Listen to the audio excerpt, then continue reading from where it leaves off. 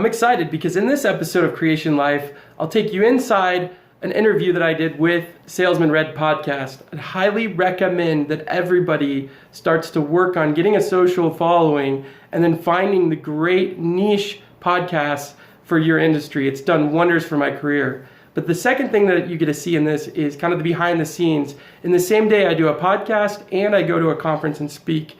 And I'll tell you, the two of those are a deadly combination in sales. I will dive into, in a later episode on how to start getting yourself visible, valuable, and connected so you can get these opportunities. Everybody really needs to understand that the more value you can bring, the more audiences people can take you to, the better off and the easier business gets. Rephrase this slightly of if we have the title of should we be listening to sales influencers or sales practitioners? The title might change, but that'll be the gist of things. And when we do get a new way of doing things, it sometimes does bring up this group, so-called self-proclaimed experts. And it's interesting to see so many people calling themselves an expert. The more someone calls themselves an expert, the less expert they are. All right, so today I'm going to be on my favorite podcast, so Salesman.Red podcast. If you don't watch it, I'm telling you, absolute most phenomenal content on sales.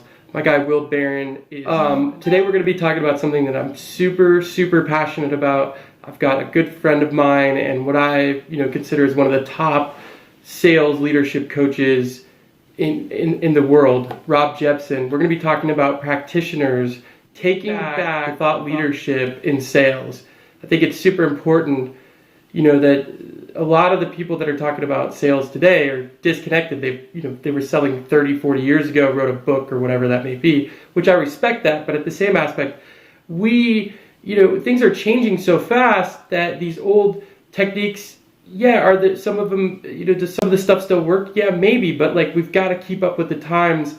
And so that's why the people that are in the weeds, the pioneers of, today have to be writing content and talking about what they're doing and really take back the thought leadership and get salespeople on track as to what's going on in the real world. Right now, I'm recording this and I'm going to put our conversation right now, in the podcast, in my vlog. So doing cool things like that. I should say something really witty then, shouldn't I? Should have had something planned for it. Good stuff. Right then, let me click record and we'll jump straight in. Welcome to the Salesman Podcast. Woo! Thanks for having us. Glad to be here. Good stuff. I'm enjoying the energy already, mate. So let's jump straight into this. And this is a real bugbear for me. The audience have heard me talk about it in the past on the show, and that is the gap between a lot of the sales influencers that are coming on shows like mine, and clearly I don't accept all of them on the show, and then the real practitioners that are kind of in the trenches and really crushing it. And that's what we're going to talk about today. I'm sure there's plenty of rabbit holes that we can go down as well with this topic. But Jack, let me start by asking you, mate. Is there a gap here? Is it just me perceiving this, or is there a gap between the information that some sales influencers, quote unquote, put out there versus what VPs of sales, directors of sales, even sales managers are doing in the trenches and they're finding effective right now in 2016? Yeah, absolutely. There's a huge gap, and I don't necessarily think that that's always a bad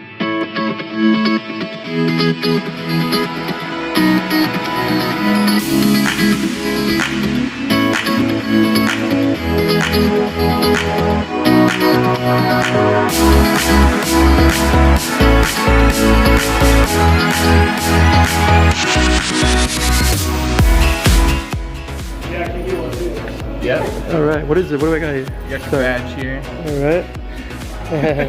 We got. What'd you get? What'd you get? Show your fanny pack. Show me your fanny pack. That's sick.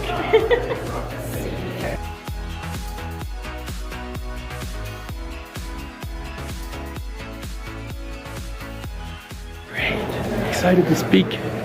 Speaking to collaborate with the channel partners about social selling on a panel with Dan Tyre, Jill Rowley, Bubba Page. Should be good times. So, gives you some inside footage to this.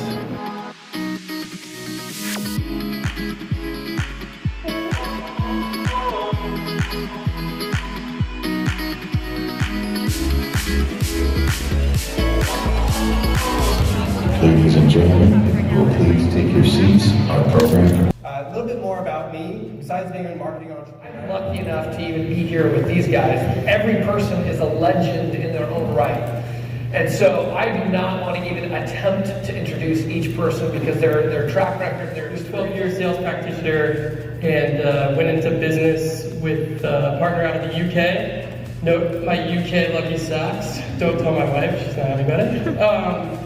But we work with enterprise companies, mid-market, to do a variety of things. But kind of where I'm at is helping sales connect the digital dots and drive revenue. Unfortunately, not every salesperson is going to be able to be a thought leader, right? So we really got to think of this as like a strategic approach that just any sales rep can do. And you know, if you think about it in the most simple form, value is what your buyer defines as something that's relevant to them, right? From a personal and a professional level. So when you think about relevance, sharing and things like that, that's great, but how do you share in a strategic way that you're going to get, you know, a result over time, right? You got to have a strategy around it. You just can't, you know, throw yourself out there. I think that's where a lot of sales reps go wrong, like going and liking and retweeting and all that stuff. No, it's got to be a very systematic, and you've really got to understand, because I can't tell you what your buyer's value is. I can't tell you that if you share a webinar for them and they get leads, webinar signups, and you sell marketing software, that you didn't just lead with value, right? You just gave them 5, if you got 5 signups from your network, you got 5 chances to close business. So before you even asked them for something, you became an advocate. So you've got to really think about,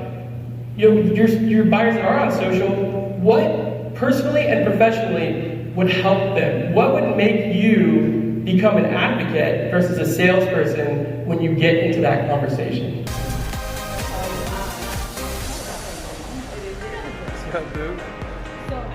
Good. It's insane.